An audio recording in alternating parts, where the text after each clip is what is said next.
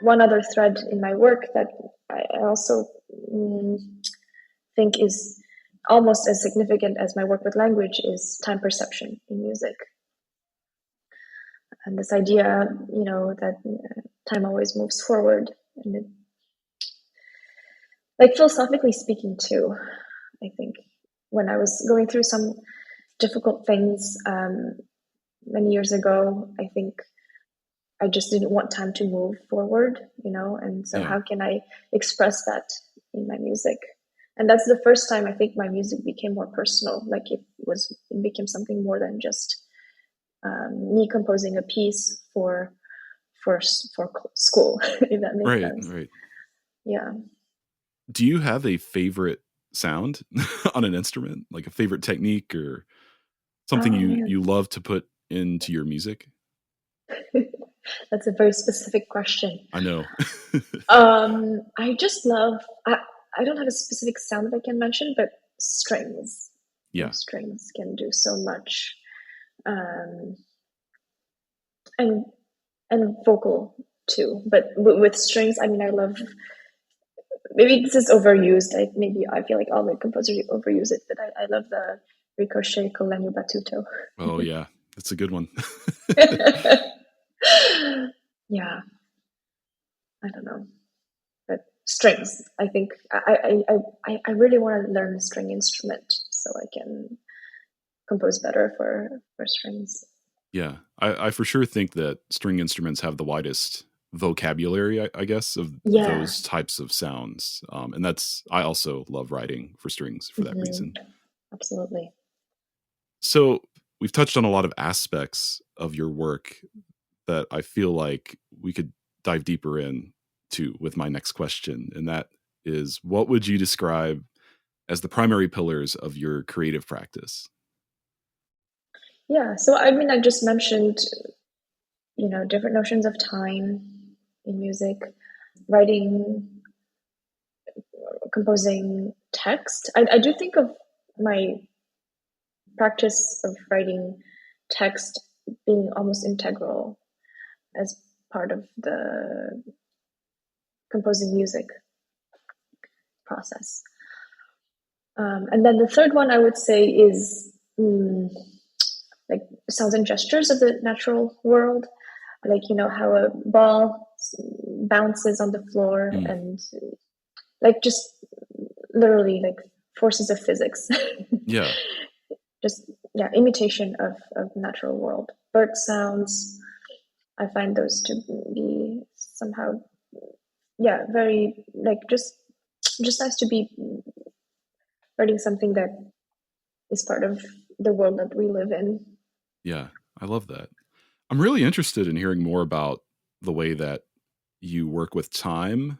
Literally, because time is music is time for the Yeah, most part. It's yeah, an art of form course. constrained by time and duration. I almost feel like as composers, we are painting time. I mean, that's our Hmm. medium. And you had mentioned that, you wanted time to stop. I mean, to me, that idea in music has a lot of implications. and and you can do a lot with time in music. So I'm just wondering if you could talk a little bit more about this interest of yours and how you work with time specifically.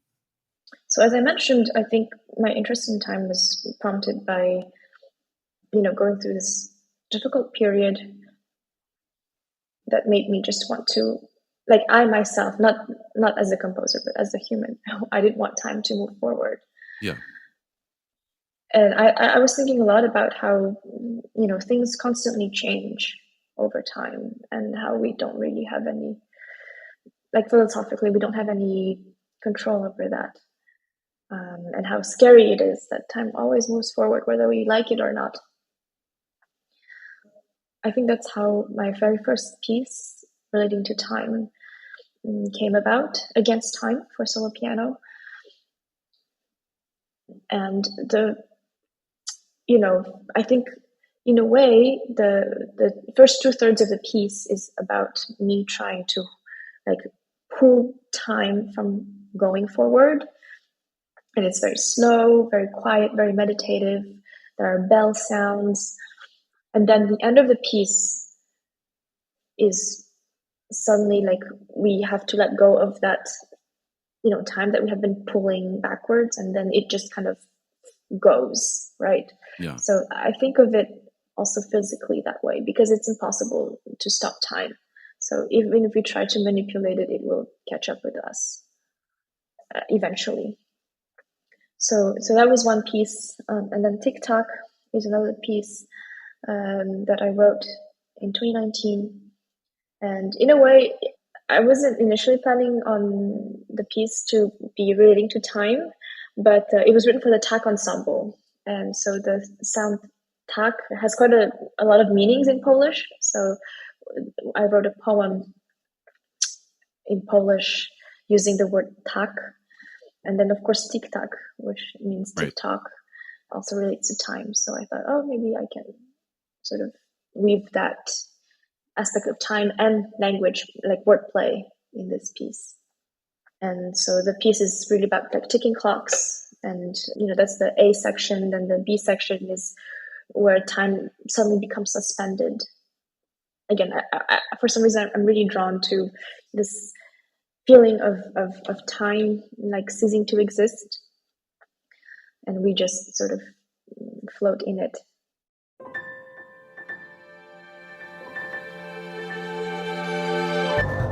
Thank you so much for tuning in to Micromaker by Loose Leaf Transmissions. We hope you enjoyed this brief glimpse into the inner workings of the creative life.